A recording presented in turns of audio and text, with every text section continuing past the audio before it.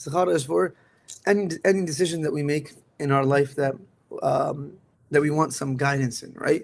And even when we buy things from the market, the Prophet taught us to do Allah makhtirli wa khirli. Oh Allah, make this good for me, and allow my selection to be good for me, right? Even the small things we're taught not to have to go through the formal istikhara, but through a form of asking Allah for the goodness of that purchase that I'm making, like a car, a phone, glass, whatever it is, right? But the process of istikhara is very clear. Istikhara is not supposed to, the goal of istikhara is to incline you to one way or the other through a form of what we receive from Allah subhanahu wa ta'ala, right?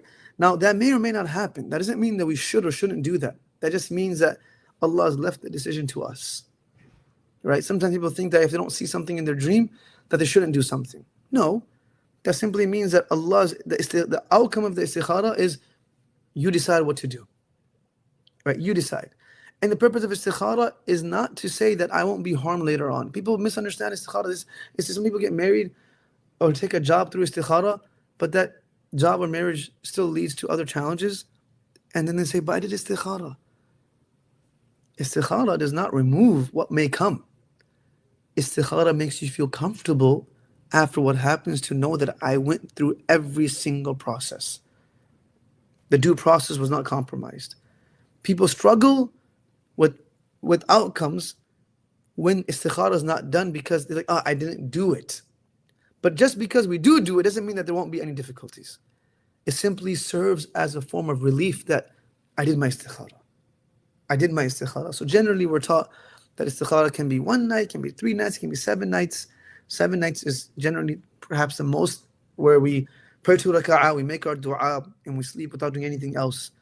And if Allah allows us to experience something of a dream or of some type of inclination, right, then that's great. If not, then that's an open path for us to decide what we were to do for ourselves, right? And it's whatever we are thinking will also be shown in our istikhara. So if we're going into something inclined towards doing it or not doing it, then most probably that's how you're going to feel when you wake up as well. This is why istikhara is supposed to be done with an unbiased approach, right? Not with saying, oh, some people ask you a question and say, I know this is not good for me, but what should I do? Like, bro, if you're saying it's not good for you, then you shouldn't do it, right? That's istikhara is the same way, right? We should go with an unbiased approach.